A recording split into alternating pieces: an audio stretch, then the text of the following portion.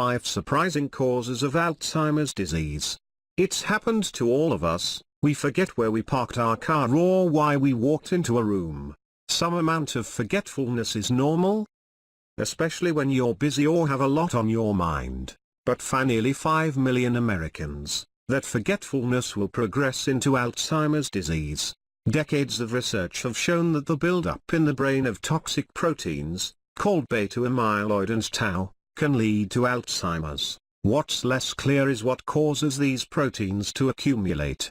Some new studies have begun to explain this process, revealing that the causes of Alzheimer's disease go beyond genetics and unhealthy habits, though those are important factors, too. You're on anti-anxiety meds, a class of medications called benzodiazepines, which include the popular drugs lorazepam, Ativan, alprazolam, Xanax, and clonazepam. Clonopin are frequently used to treat anxiety and insomnia, although studies evaluating the safety and efficacy of these drugs have only evaluated their short-term use, generally 3 months or so. Many people take them long-term. A study published in the British Medical Journal followed 1,796 Canadians with Alzheimer's disease and 7,184 healthy controls for 6 years and found that taking benzodiazepines for more than 3 months was associated with up to a 51% increase in Alzheimer's disease. The moral of the story: if you need benzodiazepines only on occasion, you're probably safe. If anxiety and insomnia are a regular issue for you, consider cognitive behavioral therapy, which has been found to effectively treat both conditions, without the harmful side effects of drugs. You've hit your head one too many times.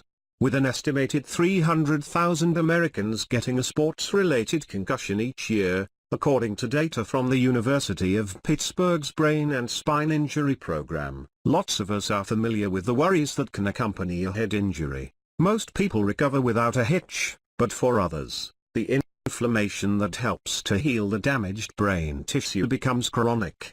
Here is where the potential links to Alzheimer's disease can be found, says Brian Junter, MD, PhD, a psychiatrist and neuroscientist at the University of Southern Florida. Cells in your brain called microglia play an important role in inflammation. When the microglia are constantly in a pro-inflammatory state, they are less able to clear amyloid beta from the brain, Junter says.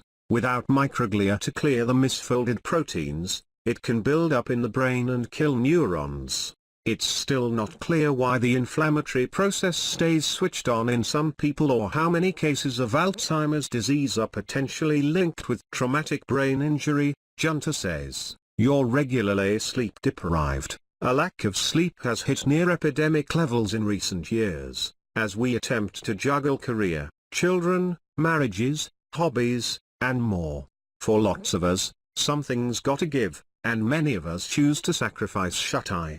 Besides making you drowsy behind the wheel and giving you the midnight munchies, this sleep loss can also speed up the development of Alzheimer's disease, according to a study published in the Neurobiology of Aging. Sleep problems are common in people with Alzheimer's disease, but it wasn't clear whether this was cause or effect, says Domenico Pratico, MD, a pharmacologist and immunologist at Temple University in Philadelphia. In a mouse model of Alzheimer's disease, Praticò and colleagues found that letting these mice only sleep for 4 hours a night increased the amount of tau in their brains. It also altered learning and memory, as well as how well neurons were able to communicate with each other. Chronic sleep deprivation, Praticò explains, stresses the brain and body, which is why you may be so tired, which speeds up the harmful processes leading to Alzheimer's disease. Sleep deprivation is a form of chronic stress on the body. It's also the time when the brain gets rid of bad things, such as excess amyloid beta protein, Praticò said. You're lonely.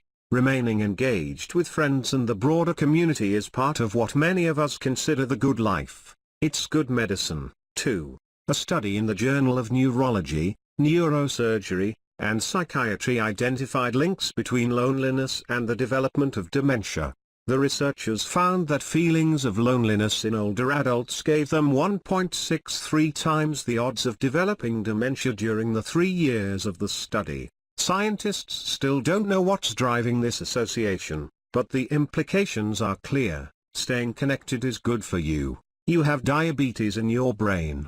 To neuroscientist Suzanne de Monte, MD, of Brown University, Alzheimer's disease is really a metabolic disease that affects the brain. The links are so close that she has begun referring to Alzheimer's disease as type 3 diabetes. Brain cells use glucose as fuel, and insulin tells these cells to slurp up glucose in the blood.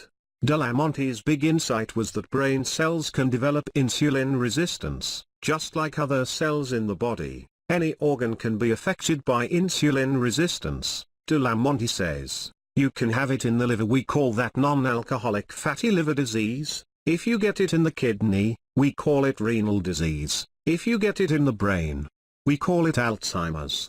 Her research over the past few years has revealed that this creates a toxic environment for the brain, leading to the harmful buildup of proteins and neuron death seen in Alzheimer's. In addition to telling us more about how Alzheimer's can be prevented through healthy diet and exercise, it could also help potentially treat the disease.